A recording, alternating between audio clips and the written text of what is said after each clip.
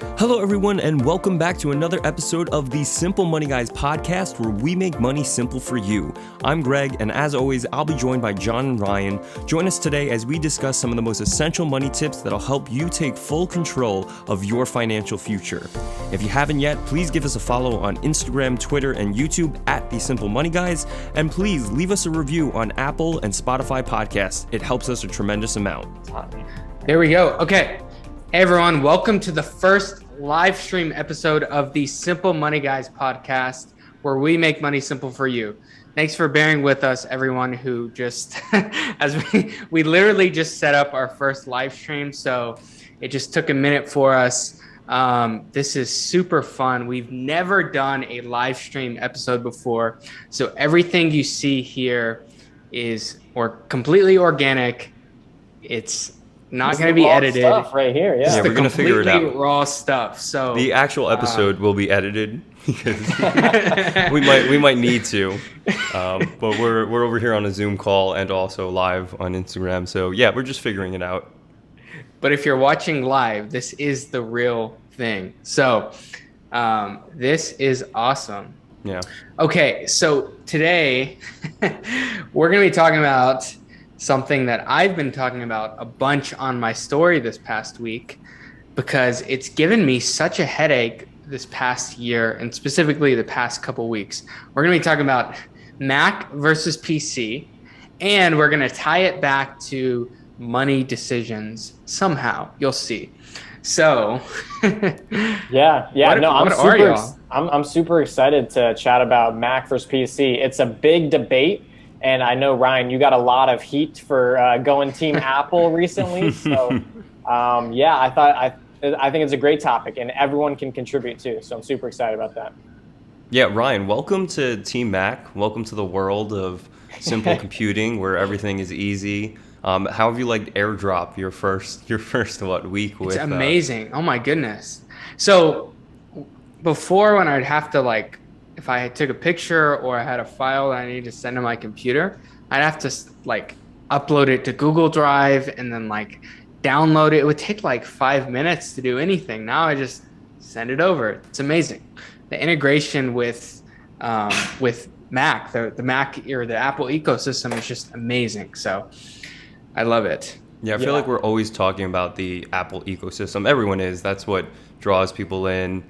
Once you have, the watch, the iPhone, and the Mac, just everything becomes so seamlessly integrated. Yeah.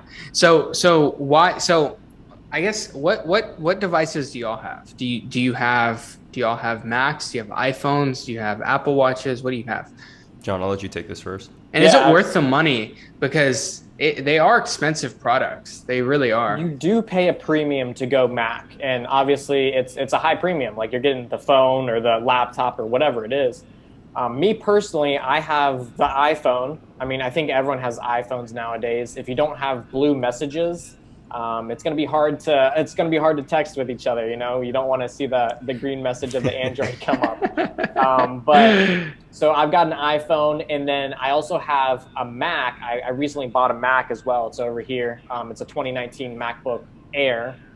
Super, super nice. I can AirDrop everything. Obviously, we know all the perks now. And then I also have AirPods, which I'm not using them right now, but I think AirPods works seamlessly with Macs, whether it's on your phone or on your MacBook. And yeah, I don't think I will ever go to any type of Android or PC or whatever. I mean, I am full on Mac integrated. I don't have a watch though. I'm reluctant to get a watch. What about you? What about you, Greg? So I'm fully immersed in the Apple ecosystem. Mm-hmm. I have a 15-inch MacBook Pro that I use to edit a lot. So it's a powerhouse. It's there for video editing. You guys know, editing the podcast, travel videos, things like that. Yeah. I also have an iPhone as well, kind of same as you. I think early on I joined Team iPhone, and kind of once you go Team iPhone, it's hard to escape that ecosystem. I have the AirPods as well. I love my Apple Watch for working out. For workouts, it's great. You can keep track of workouts, keep track of calories burned. I know it's not probably the most accurate, but it's a pretty good thing as a workout tool. Mm-hmm. One thing I do want to say is I do use a PC as well for work. PCs, I think, are getting to the point where a lot of the high-end PCs and a lot of the high-end Androids are similarly priced to the iPhone or MacBooks. So the gap between price is starting to close. It's just they have very different purposes. Like my PC I use for anything engineering related, any sort of programs that need to run that can only run on a PC. I'll do that on my computer or my PC. As far as video editing, music, things like that, more of the creative side of things, I think Mac's great for that because it makes it so simple. The simplicity of the Apple ecosystem is huge. I think I saw someone just mention the Galaxy Z Fold, which is a new. Have you guys heard about that? The folding, they brought back flip phones. The flip phones are back. The purposes, I think the scope of it and the applications are huge for the future. Sort of like a regular phone that can open up and become a tablet. I think that's going to be huge. But I also think Apple's going to put their own twist on that, and we'll see what happens. We'll see who's truly the winner. But yeah, Galaxy is innovating as far as that goes. But in summary, use kind of everything for different purposes. Yeah, so for me, I've had basically everything Apple for a long time, except a Mac. I've always had a PC laptop for most of my life. So I have the Apple Watch, AirPods, I have Apple TV, iPhone. I've had an iPhone forever, and I was always reluctant to switch over to a Mac. So I had my first PC, or the longest PC I had was like 7 to 10 years, I think, and it was great and it worked great. So last year I was going to replace it. It had died finally, and I was like, should I do Mac or PC? And so I asked the question, are Macs worth it? And a lot of people said yes. A lot of people said no. Right. I was like, okay, well, I used a PC and it worked. So I was like, I'll just get a PC. So I got a really high-end laptop. Dude, you balled out on that PC. Yeah, it was a sick PC, like high-end. Mm-hmm. And man, it was a huge mistake. $2,000 down the drain. So, over the past year, I mean, so many issues I had with that PC. It didn't integrate well with all my other devices. So I didn't ask the right questions. And the amount of headache that I spent dealing with it was just terrible. So I've had, last week, the issues started getting worse and worse, and I was dealing with customer service and with Dell, and they just wasn't getting better. And the laptop just kept performing worse and worse for some reason. And I was like, you know what? I'm done with this. I'm going to go get a Mac. So $2,000 down the drain. I'm like, you know what? It's not worth it. So I went and got a Mac, and I love it already. Super, super efficient. And it just integrates so well with all my Apple devices, and productivity has gone much higher because of it. Yeah. So it's just so worth it. So worth the money, because the time spent dealing with all the crap that I had to because of the PC was just not worth it. And virus protection, like all this extra stuff that you have to deal with, and customer support was terrible. I mean, Apple customer support is so much better. So I didn't account for all of that, and I didn't account for the extra time the Apple ecosystem would save me. Right. And so I think when you're making money decisions, you have to take into account kind of the time aspect that those things will cost you. Like if it's a car, if it's a computer, if it's something, that's going to take a lot of your time, factor that in, because that is worth it.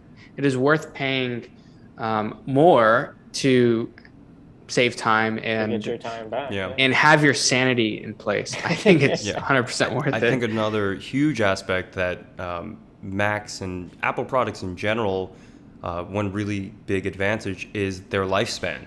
So if we talk about amortizing a purchase or spreading out the cost over its lifespan, so I got my Mac maybe 5 or 6 years ago. It's a fully spec'd out 15-inch Mac, and it's still just as functional. It still can keep up with modern day technology and specs. So that's the thing. You're paying a lot, but if you really spread it out over the lifespan of the item itself, you're actually paying less or comparable on a per year basis. Because I think the average lifespan for most PCs is maybe like 2 to 5 years at most. I've had a lot of PCs that I really liked go within the first couple of years. So I don't know what you guys think about that as well. Yeah, I think there's a good comment that I see that, yeah, iPhones do not last long like the Macs do. I mean, I think there was like almost a lawsuit too, where like iPhones were throttling like the older iPhones. So basically, when they integrate the new software, it makes the iPhones worse, and you just basically upgrade into the next new model. So that's the pushback that Apple gets. It's like, I'm with you, Greg. I got a MacBook in 2014, and I just recently got one in 2021. So it lasted me 7 years, and I got so much good work out of it. But that is the thing with iPhones, is they have shorter life cycles. I think the Apple's argument against that is, they're upgrading performance and making all these high-end new features and everything. So the older iPhones can't keep up, but we know they can, and we know they're shrinking our batteries as well every year. So Apple, you're not getting by us. I'll take 4 or 5 really good years over like 7 mediocre ones, or 7 ones that I had to deal with like a bunch of issues that I had to like get customer support on. Like, I don't know, I've maybe called like for my iPhone customer support maybe 1 time. Yeah. Like it's been so great. So I don't know why it took me so long to switch over. Because I know Apple has great products, but I think it's probably just because I used a PC my whole life. And so, but yeah, if you're looking to switch, it's so worth it. What have you guys thought about Apple customer service in general? Because, I feel like the most important thing for a product is that customer service.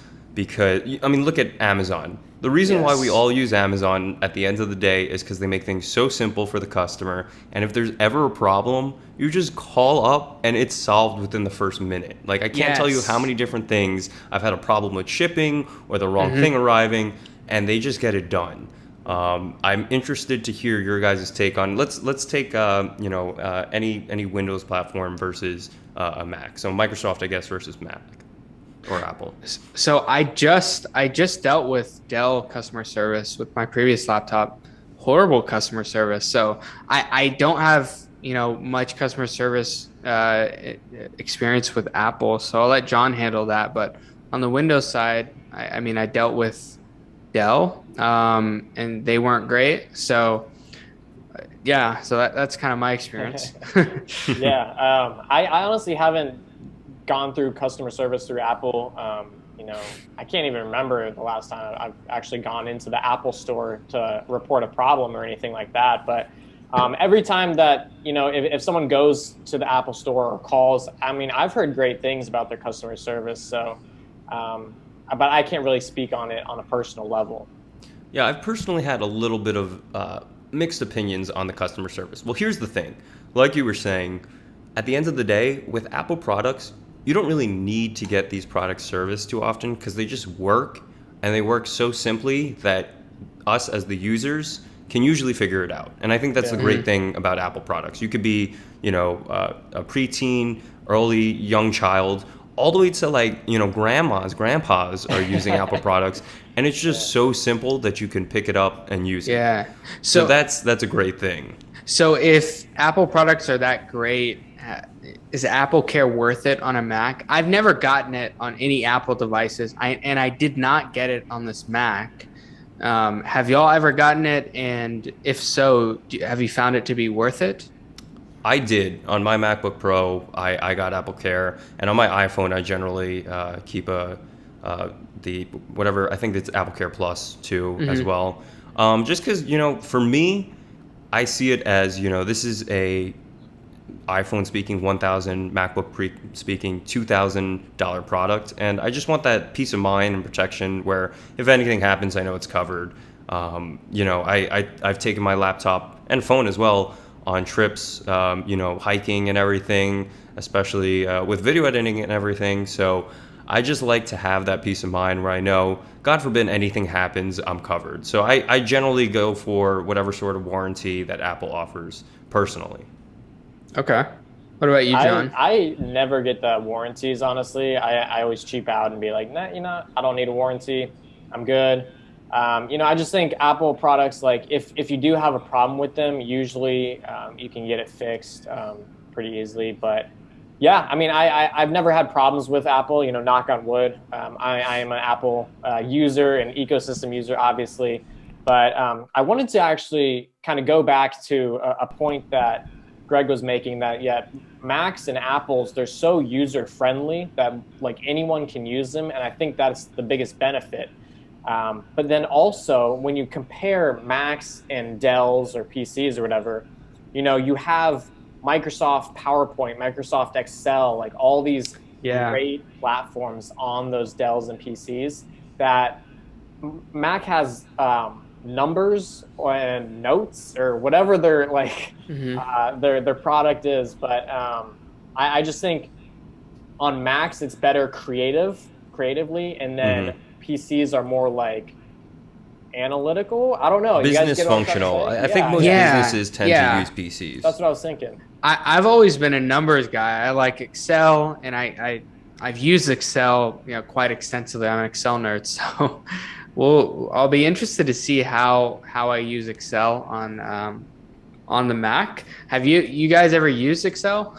Yeah, I have all the Microsoft applications on my Mac. From when I was in college, we got like a free download for MacBook users. I don't know why like that hasn't expired or anything. It's still totally functional. So I still use Microsoft on my MacBook.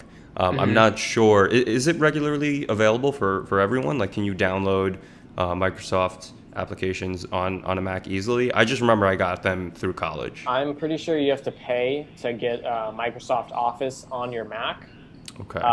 But what I've been doing since I got my new Mac is that just using Google Sheets, Google Word, Google Docs, or whatever, and it's essentially the same thing. You don't have to pay for it. So I just got used to that. Okay. Yeah, I've realized, me personally, I use a lot of the Google applications as well, just because of the live editing and being so able to. I mean, I think Google Talk about easy, yeah, with their whole Drive ecosystem, they're really running away with that, in my opinion. So do you want to know what this experience has made me learn, or made me kind of want even more? Is a Tesla. Yeah, out of all things, because so I'm realizing, high quality products, I mean, just are seamless. They don't require a lot of work. I think the headache and the lack of headache and not having to service and not having to deal with crap is something that's very enticing to me. So having a Tesla or an electric vehicle in general, you don't have to deal with much maintenance. Those things are built to last a very long time.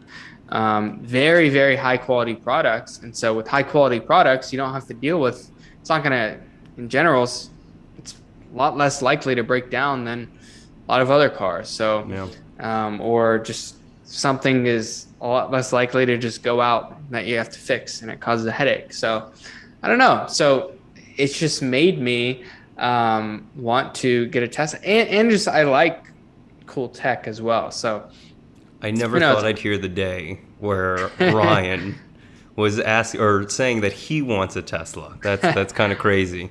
We're truly in revolutionary times now.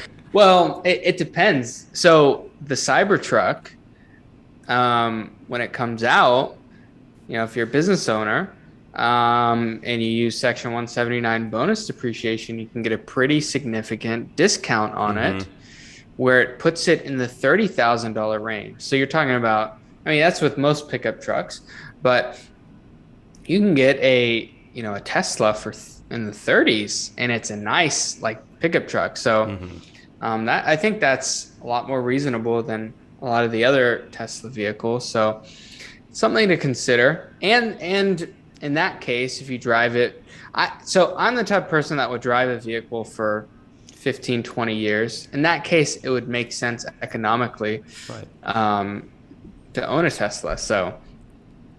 Yeah. So yeah. So you're thinking of trading in the Honda Accord with 200,000 miles on it? Nah, I don't think I would trade it in. I think I'd keep it. Okay. It's a trophy, man. There you go. It's Yeah. a trophy. Run that thing down till it stops working. Yeah. Yeah. And then sell it. Well, I'd have to. If I ever do want a Tesla, I gotta wait like 7 years to get it anyway. So Yeah. it's all You the literally have to, like, delays. buy it today, and then you'll receive it in like 5 years once the Accord Yeah. dies. Yeah. John, No, what Once about you? Elon delivers. Would you get Yeah. a Tesla as well? Oh yeah, I would definitely consider getting a Tesla. Definitely later on in life, I'm gonna run my car till it dies as well. But I don't know if I would go full on Cybertruck, but I would definitely go for like a Model 3, maybe a Model S. We'll see. Actually, and those Model Ys look pretty nice too. So Mm-hmm. Model Ys are nice. A little Yeah. more convenient for the family right, as well. exactly, yeah. The Model Yeah. X is sweet. I love it, but it's like $100,000. So I don't know if I. I mean, so is the Model S. the S is like, I thought it was like 60 to 80 ish. Oh, I guess you can get it gets for up there. 80. The new Plaid is like Not the 100. Plaid, though. Yeah. I would Oh, love gosh. to drive a Plaid, but Plaid's not the best expensive. decision in the world. Me and John know we've already made car mistakes in the past before, so. So the most economical would actually be the Cybertruck with Section 179. You get that bonus depreciation. Yeah, I know Daniel Isles is trying to do that too. That'd be Yeah, I was talking to pretty him about epic, that. Yeah. Cool. So if you can get the car for less than 35, the vehicle for 35 grand, and it lasts 15, 20 years, that's a pretty good deal for a pickup truck. And that's, in that case, it's cheaper than any other pickup truck, even used ones, because it's lasting so long. So it's actually pretty economical at And that you get point. so the biggest thing, the coolest thing about Tesla vehicles to me, and I want to preface this, I've been an investor in Tesla for a long time. I fully love their software and everything. Me personally, I love cars. I'm a big car guy. I love, I'm terrible for the environment, guys, but I do love gas engines, combustion engines, but the software on Teslas is what really That's brings me back, exactly and it. I'm just like, Yeah, wow, that's like it. I think I would, and the acceleration. You go 0 to 60 in like 3 seconds. That's pretty incredible. But the fact that insane. you have a car that's updating on a weekly, monthly basis is very cool. Imagine a truck that goes 0 to 60 in less than 3 seconds. Yeah, I can't even imagine. Isn't that insane? The new That's Plaid Plus or whatever Model S does 0 to 60 in less than 2 seconds. Yeah. Who? Yeah, less than 2 seconds. I've heard it feels like you're breaking through interdimensional portals. 1.9. Yeah. Yeah, I couldn't imagine driving that. That's ridiculous. Yeah, an insane amount of power. But yeah, Tesla's really cool. I want to see what other vehicles and what other things they bring in the future, because at the end of the day, they're really, really a software company that makes cars, kind of. I view Yeah. them more as a software company that on the side makes cars. And go ahead. I was gonna say, did you hear the rumor? I don't know if this is true. I've heard it all over social media and the internet that a while back Elon Musk went to Apple and asked, I don't know if Steve Jobs was, no, maybe it was Tim Cook back in the day, to buy Tesla, and the only criteria, so he wanted to buy Apple to buy Tesla, and the criteria was that Elon would need to become CEO of Apple. Of Apple? I heard a rumor about that or something like that. I don't know. Yeah, I mean, Someone if I'm Tim fact-check Cook, me. though, I'm saying no 10 out of 10 times to that. Yeah. If I'm the board of directors at Apple, I'm also saying no 10 Yeah. out of 10 times to that. Because at that point, Tesla was not even close to profitable. Yeah. That's crazy. But they are kind of in the same type of, they offer the same type of marketing Yeah. and quality product. I see them as very, very similar in that aspect. I've always viewed Tesla as the Apple of vehicles. Just by, again, software driven, user interface driven, make it simple, anyone could do. Although sometimes like I do wonder, is Elon kind of crazy? Like, so for example, the new Model S's, apparently Elon has gotten rid of the gear shift. So you can no longer shift gears easily, like with an external just button or, shift paddle itself. So it's supposed to be software driven, where the car, based on what's around you, is able to know what you want to do. So, if there's an object in front of you, it knows you want to reverse. If there's an object behind you, it knows you want to go forward. My thought is, what if you need to make a K turn? Like how miserable is that going to be? You're stuck in the middle of the street, not able to change direction and everything. So, that's one of the things I wonder. Yeah, it's crazy. He's always coming up with innovative ideas, obviously, and it's just funny how I feel like he does over exaggerate sometimes. And we talked about this before, where he said that Neuralink is like 5 or 10 years out or whatever. And Greg, you specifically said, you're like, no, it's like 50 years away. Yeah, I've worked with neurosurgeons who, unanimously agree that it's, 50 years in the future. So, we need to understand more of the basics. So you gotta take what Elon says as a grain of salt. He's a very good marketer, that's for sure. But he does say some outlandish things. But he is also he's a genius, though. That's the thing. Yeah, for sure. It's Tony Stark, man. Yeah, for sure. Really is. To figure out, Yeah. We'll see where it goes. I'm excited to see how he changes the world. I was also going to say one bad thing I've heard from Teslas. I mean, we kind of went from Macs and Apple or Macs and PCs to Teslas. But one thing I've heard bad about Teslas is that the range is definitely not as good as it claims to be. So it'll say 200 miles left, and then people are out of charge, within 120 miles. And so then they got to go find a charger. And then especially for long road trips, because then you have to sit there and let it charge for like 45 minutes. Right. It's not just like filling up gas for like 10. So you just got to be aware of that when buying a Tesla if you're going to take it on long road trips. Yeah. So for, I guess, like inner city, like if you're in your city, you won't notice it, but you definitely notice that on a road trip. Exactly. But that's interesting that it's that far off.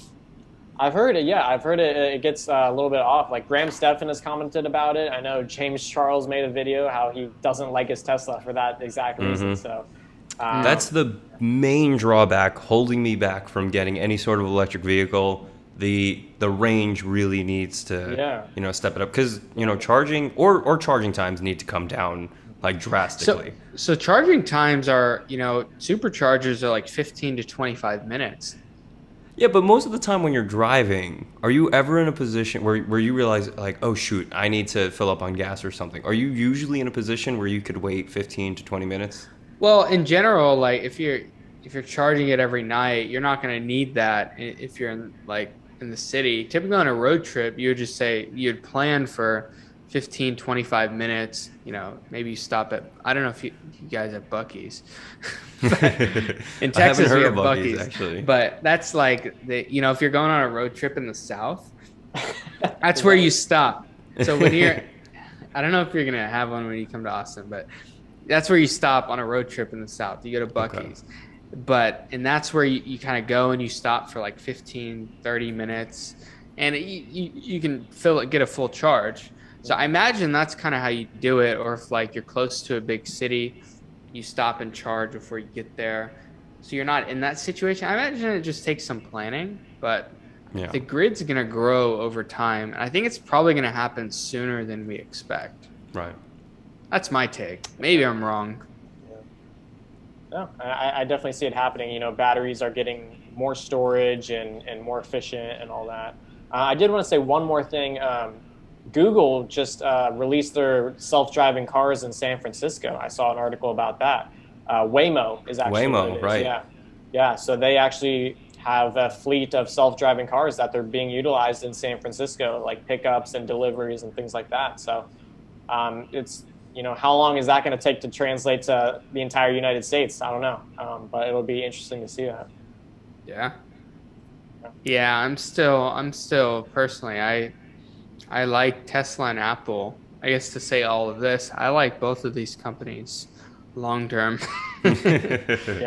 Which, I mean, if you're investing in an S&P 500 index fund, you're going to be investing in these companies.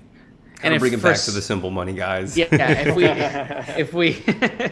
if for some reason they end up not being good companies, then they'll automatically be filtered out by those index funds. But personally, I have a little bit, and this isn't financial advice or by any means, but I personally have a little bit of single stocks of both of those companies because I just really like them. And I truly believe in them, but most of my portfolio is still index funds, and I still, have some of those in my index funds as well. So that's kind of my take. Kind of wrapping it back to the money, and then on top of that is like when you make money decisions, I think it's really important to just consider like the time aspect, consider the hassle factor. When you make decisions, is it worth driving 30 minutes to save 20 cents of gas? Or is it worth paying $500 less to get a PC versus getting a Mac, even though it's going to cause you 20 hours of extra work a year? Yeah. And it's not going to integrate. That's going to cost you another 20 hours. And you're just going to have a headache every day because it's just so annoying and it updates every day. Is that worth it? Maybe it is. Yeah. But you got to consider it. I don't think I consider that. And you know what? I actually spent more on that PC than I did on my Mac because I went just all out on a PC. Yeah. And I'm happier with a less expensive Mac. It's still pricey, but my life is just simpler. Like the 2 weeks that I was like dealing with that, I was pissed off. Like this episode brought to you by Apple and Tesla. We're not sponsored. Not sponsored.